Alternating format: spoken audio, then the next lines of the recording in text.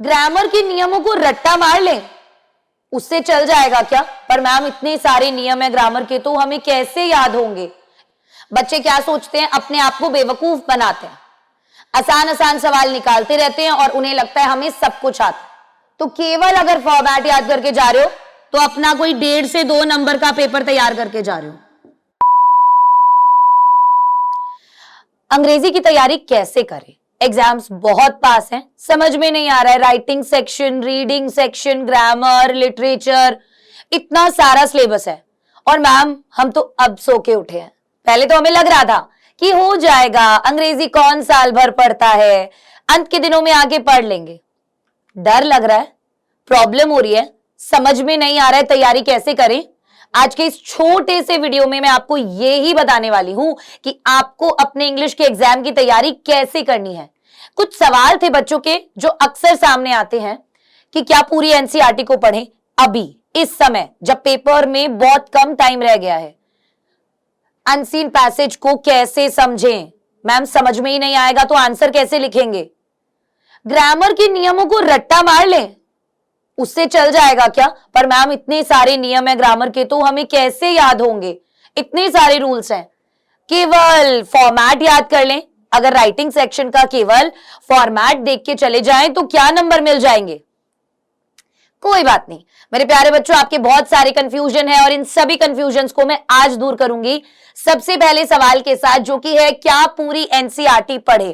क्योंकि अब एग्जाम्स में बहुत कम समय रह गया है, तो आप लोगों को, ये केवल जिनके बोर्ड में एनसीईआरटी लगी है उनके लिए ही नहीं है, चाहे अगर आपके बोर्ड में कोई और भी किताब लगी है लिटरेचर की, अगर आपका एग्जाम बहुत करीब है तो अब ये समय नहीं है कि आप बैठकर एनसीईआरटी पढ़ें। आपको क्या करना है, आपके जो भी चैप्टर्स हैं, आपके पहला सवाल का जो जवाब है एनसीईआरटी वाला या कोई भी लिटरेचर की टेक्स्ट बुक है आपकी,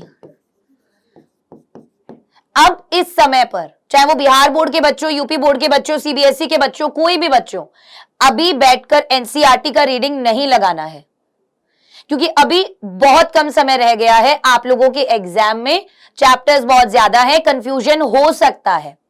आपको एनसीईआरटी पढ़ना है। अगर किसी ने ठान लिया कि नहीं मैं तो एनसीईआरटी पढ़ के जाऊंगा ही, क्योंकि एग्जाम में, मैंने हमेशा से बोला है कि एनसीईआरटी पढ़ना एग्जाम के लिए बहुत ज्यादा जरूरी है, पर अभी क्योंकि हमारे पास टाइम नहीं है और हमें बहुत सारी चीजों पर और भी ध्यान देना है, तो ऐसा नहीं है कि आप कहीं से भी कोई भी समरी देख के जा रहे हो और आपका एग्जाम में काम बन जाएगा। ये काम बिल्कुल नहीं करना है, ठीक है? आप कुछ ऐसे वन शॉट लेक्चर्स है, जैसे मेरे चैनल के ऊपर मैंने हर एक चैप्टर के वन शॉट लेक्चर्स डाले हुए हैं। उसके अंदर मैंने एनसीईआरटी के चैप्टर को इस तरीके से कवर किया गया है कि आपका कोई भी पॉइंट मिस नहीं होगा। आपको क्या करना है, आपको वो वन शॉट लेक्चर्स देखने हैं। एनसीईआरटी की बुक अपने पास रखो। जिन बच्चों को पढ़नी है, जिन्हें लगता है कि वो थोड़ा एक्स्ट्रा टाइम निकाल के पढ़ लेंगे, वो पढ़ लो। जिन्हें लग रहा है कि नहीं हो पाएगा, वो ऐसे वन शॉट लेक्चर्स देख सकते हैं। क्लियर? लेकिन बिल्कुल छोटी सी समरी पढ़कर एग्जाम में जाना बिल्कुल भी फायदेमंद नहीं होगा, उससे आप आंसर्स नहीं लिख पाओगे, क्योंकि आपके एग्जाम्स में अलग अलग तरीके के क्वेश्चंस आते हैं। दूसरी चीज जो लिटरेचर के अंदर आपको ज्यादातर ध्यान रखनी है, वो क्या है, हर एक चैप्टर का थीम आपको पता होना चाहिए। केवल पोइट्री सेक्शन का ही नहीं, पर आपका जो प्रोज वाला पार्ट है, जो चैप्टर्स है, उनकी भी थीम आपको पता होनी चाहिए। अगर आपको उनकी थीम पता होगी तो जो लॉन्ग आंसर टाइप क्वेश्चन होंगे उनमें आपको मदद मिलेगी। वो थीम आप वहां पर लिखकर जरूर आइएगा। तीसरा पॉइंट, आपको हर एक चैप्टर का राइटर और हर एक पोम का पोइट पता होना चाहिए। जब भी आप अपना आंसर लिखना शुरू करेंगे तो आप उस पोएट का नाम, उस राइटर का नाम अपने आंसर में मेंशन करेंगे। ये 3 चीज आप जरूर ध्यान रखेंगे। तो पहली चीज हो गई कि वन शॉट लेक्चर्स देख लो।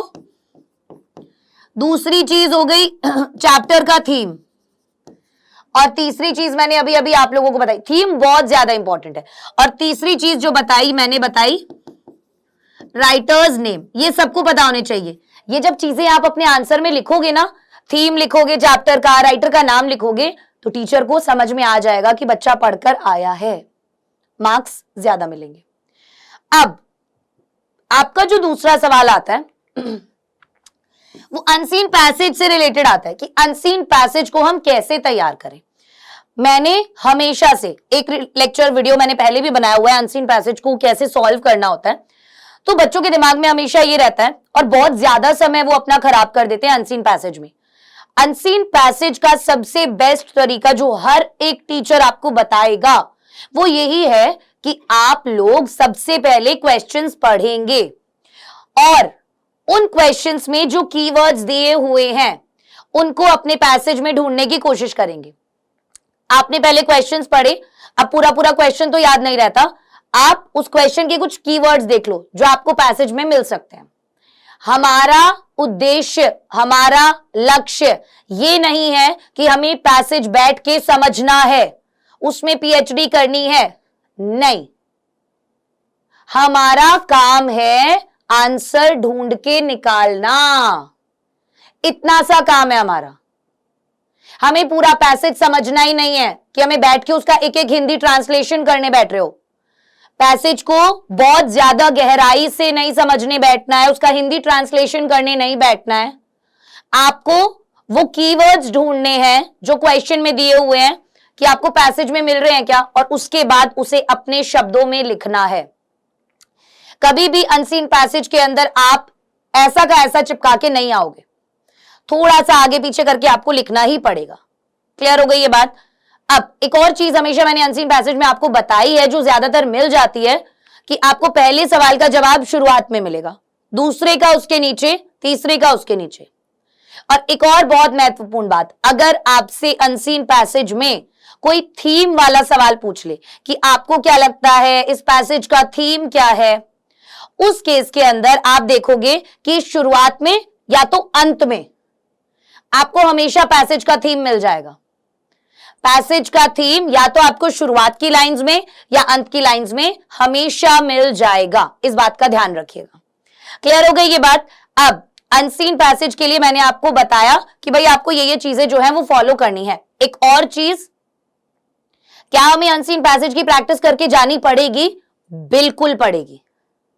अगर आपके जहां पे भी आप रहते हैं वहां पे कोई एक अच्छी किताब है जहां जो क्वेश्चन बैंक कहलाते हैं, अगर ऐसा कुछ है तो वो किताब ले लीजिए जिसके अंदर कुछ प्रीवियस ईयर के क्वेश्चंस होंगे, उनसे आप अपनी अनसीन पैसेज प्रैक्टिस कर सकते हैं। अब एक बात ध्यान रखना, प्रीवियस ईयर क्वेश्चंस भी जब हम प्रैक्टिस करते हैं ना तो बहुत सारे पुराने सालों के 15-20 साल पुराने अनसीन पैसेज तक पहुंच जाते हैं। इतने पुराने प्रीवियस ईयर क्वेश्चंस नहीं करने, क्योंकि धीरे धीरे धीरे करके सिलेबस भी बदलता जाता है, फॉर्मेट भी बदलते जाते हैं, पेपर में अनसीन पैसेज पूछने का तरीका भी बदलता जाता है। पहले बहुत आसान पूछते थे, अब थोड़ा सा डिफिकल्ट पूछते हैं, ठीक है। तो आप जो भी प्रीवियस ईयर क्वेश्चंस देख रहे हो, प्रैक्टिस कर रहे हो, ध्यान रखना कि वो अभी के सिलेबस और अभी के फॉर्मेट के अनुसार है, ठीक है। और अब से लेकर एग्जाम तक हर एक दिन छोड़ के एक दिन, क्या बोला मैंने, हर ऑल्टरनेट डेज। आज मान लीजिए आपने अनसीन पैसेज बैठ के निकाल लिए, उसके बाद आप कल छोड़ के परसों वापस से अनसीन पैसेज की प्रैक्टिस करोगे, तो एक दिन छोड़ के एक दिन कम से कम 3 पैसेज रोजाना प्रैक्टिस करने। मतलब जिस भी दिन आप अनसीन पैसेज प्रैक्टिस कर रहे हो 3 अनसीन पैसेज एक दिन में निकालने ही निकालने हैं। अगर अभी आपके एग्जाम में 30 दिन बाकी हैं तो आप देख सकते हैं कि 15 दिन आप अनसीन पैसेज प्रैक्टिस करोगे, और अगर एक दिन में 3 अनसीन पैसेज प्रैक्टिस करते हो तो आपके कितने हो जाएंगे? 45 अनसीन पैसेज अगर आप प्रैक्टिस करके चले जाते हो, एग्जाम में हो ही नहीं सकता कोई गलती करो। और एक दिन में 3 अनसीन पैसेज करना कोई बड़ी बात नहीं है, आसानी से कर सकते हो, थोड़ा सा समय निकालना पड़ेगा। अब हमारा मेन जो आता है वो आता है ग्रामर के लिए, कि ग्रामर के नियमों का रट्टा मार लें क्या? बिल्कुल नहीं मारना। हम सबको पता है कि जो ग्रामर के नियम होते हैं वो बिल्कुल फिक्स्ड है कि अगर ये नियम नहीं लगाया तो उत्तर सही नहीं आएगा, ऐसी बात है। अब हमें करना क्या है? देखो, ग्रामर के नियमों को याद रखने का ये तरीका तो बिल्कुल भी नहीं है कि आप बैठ के उनको याद कर रहे हो, रट्टा मार रहे हो। आपका बेस्ट तरीका होगा कि आप सवाल निकालो। मान लीजिए कि कोई भी टॉपिक उठा लेते हैं हम, अगर मान लो हमारा टॉपिक आया हुआ है एक्टिव वॉइस पैसिव वॉइस का। अब हमेशा आसान क्वेश्चंस प्रैक्टिस नहीं करने। बच्चे क्या सोचते हैं, अपने आप को बेवकूफ बनाते हैं, आसान आसान सवाल निकालते रहते हैं और उन्हें लगता है हमें सब कुछ आता है। नहीं, एक्टिव वॉइस पैसिव वॉइस हुआ, नरेशन हुआ, इनके अंदर ज्यादातर सवाल इंटेरोगेटिव सेंटेंसेस, इंपैरेटिव सेंटेंसेस, इनसे पूछे जाते हैं। तो आप हमेशा कोशिश करो कि आप इन तरीके के क्वेश्चंस की ज्यादा प्रैक्टिस करो। हमें ये समझना बहुत ज्यादा जरूरी है। तो ग्रामर के अंदर जो भी आपको टॉपिक्स दिए हुए हैं, हमें अनसीन पैसेज की एक दिन छोड़ के एक दिन प्रैक्टिस करनी है और हमें हमारे जो ग्रामर के टॉपिक्स हैं उनकी डेली प्रैक्टिस करनी है। हमारे पास कम से कम सिलेबस में 10 से 12 टॉपिक है, राइट, जिसके अंदर टेंसेस आ जाते हैं, नरेशन आ जाता है, एक्टिव वॉइस पैसिव वॉइस आ जाता है, सब्जेक्ट वर्ब अग्रीमेंट आ जाता है, सिंथेसिस आ जाता है, ट्रांसफॉर्मेशन आ जाता है, फिर वोकैबुलरी वाले पार्ट में वन वर्ड सब्स्टिट्यूशन आ जाता है, एंटोनिम्स सिनोनिम्स होमोफोन्स आ जाते हैं, राइट, ट्रांसलेशन वाले क्वेश्चंस आ जाते हैं। तो 10 से 11 टॉपिक्स हमारे पास मोटे मोटे हैं जो सभी बोर्ड्स में आते हैं। अब 10 सवाल है, अगर 10 सवाल बोल रही हूं, अगर 10 टॉपिक हैं, एक टॉपिक के 100 सवाल निकालने हैं। आज से ही एक टॉपिक के 100 सवाल निकालने हैं।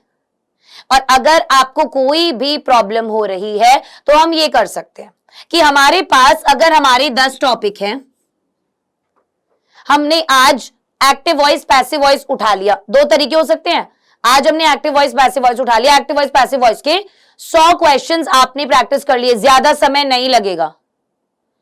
1 घंटे के अंदर 100 सवाल आसानी से कर सकते हो, 1 घंटे के अंदर अगर करने बैठोगे तो, ठीक है। सो आप लोगों को क्या करना है, एक टॉपिक के कम से कम 100 सवाल तो निकालने ही निकालने हैं। जब आप एक टॉपिक के 100 सवाल निकाल लोगे, उसके अंदर हर तरीके का सवाल आपका हो जाएगा और आपको ऑटोमेटिकली ग्रामर के रूल्स याद हो जाएंगे। मैंने आपको सभी पीडीएफ्स दिए हुए हैं, आप उन पीडीएफ्स को अपने सामने रखो, उनका प्रिंट आउट निकलवा लो। जो भी रूल्स मैंने आपको क्लासेस में बताए हुए हैं, जो भी पीडीएफ मैंने दिया हुआ है, उनका आप एक प्रिंट आउट निकलवा लो, उनको अपने सामने रख के बैठो और 100 सवाल एक दिन में निकालो। ग्रामर की प्रैक्टिस रोज करनी है। एक तरीका तो ये है। दूसरा तरीका क्या है कि अगर आपने सारे टॉपिक्स पढ़े हुए हैं तो आप हर एक टॉपिक के 10 सवाल रोजाना निकालो। हमारे पास 10 टॉपिक है, हर एक टॉपिक के अगर 10 सवाल निकालते हैं तो दिन के हमारे 100 सवाल हो गए या नहीं हो गए। तो एग्जाम्स तक सोचिए आप कितने सारे सवाल निकाल चुके होंगे। अगर हम 30 दिन मान के चले आज से और रोजाना आप 100 सवाल निकाल रहे हैं